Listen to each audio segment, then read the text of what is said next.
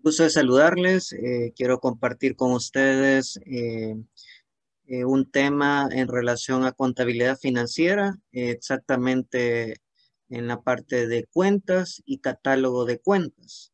Para iniciar, eh, me gustaría mencionar algunas de las definiciones, ¿verdad? Que en el caso de cuentas tiene que ver con un recurso que se utiliza en contabilidad para registrar los aumentos y disminuciones de los activos, ya sea de los activos, también de los pasivos, de capital, de ingresos, costos y gastos. Otra definición es que es la agrupación sistemática de los cargos y abonos relativos a cada uno de los elementos del activo, del pasivo, del capital, que se registran bajo un encabezado o un título apropiado. Existen algunos objetivos directos de las cuentas y una de estas es agrupar las transacciones de una misma naturaleza en un mismo lugar. Además, facilitar el control de las determinadas operaciones. Y un tercer objetivo es tener la información oportuna y de una forma ordenada. Existe una estructura que se debe de mantener cuando trabajamos con cuentas y es que el primero es código que identifica la cuenta, que más adelante lo vamos a revisar. Dos, el número de partida. Tres, la fecha. Cuatro, el nombre de la cuenta. Cinco, el saldo anterior, que se refleja, ¿verdad? Del saldo acumulado al final del día uno, mes, año. Y el 6 sería los cargos. Y 7 los abonos, que tienen que ver con la columna del haber. Y la 8 es saldo actual. Cuando nosotros revisamos las cuentas, existen tipos de cuentas que nosotros las vamos a clasificar de esta forma. Cuenta de activos son aquellas que están señaladas como eh, aquellas que distribuyen los bienes y derechos de la empresa. Son todas las cuentas de activos que incrementan con la incorporación de bienes y derechos de la empresa. Por ejemplo, tenemos las cajas, activo corriente, tenemos caja, banco, cuentas por cobrar, inventario, entre otras. El activo no corriente tienen que ver con los edificios, con los terrenos y los vehículos. Además, otra clasificación es las cuentas de pasivos. Estas cuentas nos indican la forma que estas están distribuidas, las deudas o los compromisos de la empresa. Aquí están todas las cuentas de pasivos que incrementan cuando se incorporan a la empresa los compromisos o obligaciones y también disminuyen cuando cuando los compromisos son cancelados. Aquí tenemos algunas que tienen que ver con los pasivos corrientes, donde hay provisiones, acreedores, documentos por pagar a corto plazo y pagos recibidos por anticipado. Y hay pasivos no corrientes que tienen que ver con la hipoteca, préstamos bancarios a largo plazo. Estos están relacionados a más de un año. Cuentas de patrimonio o capital. Estas cuentas nos indican cómo están distribuido el capital de la empresa. Estas cuentas muestran el incremento con los abonos y créditos y también muestran las disminuciones con los cargos o débitos, y de igual que en las cuentas de pasivo. Aquí algún ejemplo que tenemos es capital, reserva legal, la utilidad del ejercicio, entre otras. Otra clasificación del tipo de cuenta que nosotros tenemos es cuenta de resultados. Estas cuentas que representan los ingresos y los egresos producto de las operaciones y transacciones que la empresa ha tenido en un periodo determinado, comprendiendo entre dos fechas.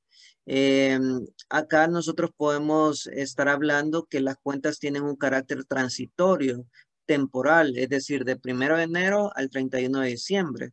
Y nosotros las vamos a poder ver como deudoras o acreedoras. Otro tipo de cuentas son las cuentas de resultados deudoras que tienen que ver con gastos y costos. Estas cuentas nos indican las disminuciones de capital en un ejercicio. Estas aumentan con los cargos o débitos, las anotaciones en el debe y disminuciones con los abonos o créditos. Y estas van en las anotaciones en el haber. Por ejemplo, los gastos de operación, gastos no operativos, compras, rebajas sobre ventas, devoluciones sobre ventas, entre otras.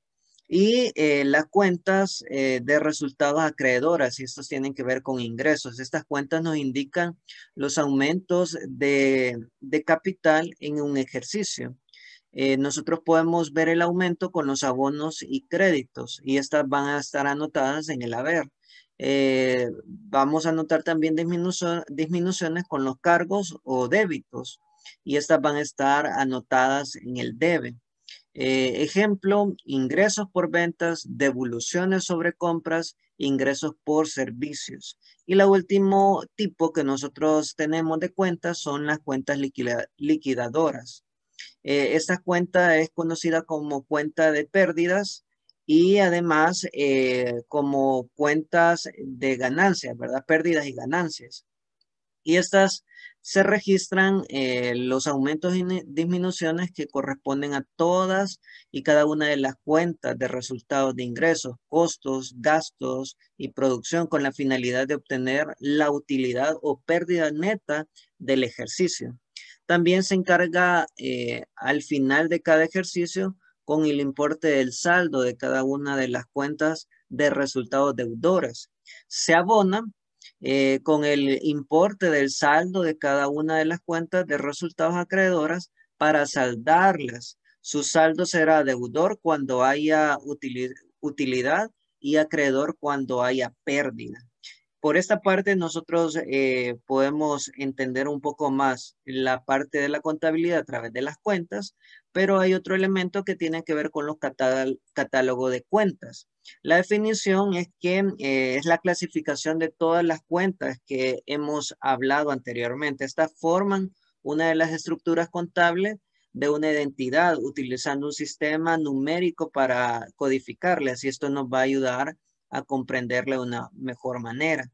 Existen características que debemos de tener en mente. Un catálogo de cuentas debe de tener un orden y es preciso que las cuentas se agrupen por su naturaleza. Y además, a elaborar un catálogo de cuentas se debe de tomar en consideración el tipo de empresa, se debe considerar también sus actividades, las operaciones y el volumen de las mismas para una adecuada agrupación y clasificar las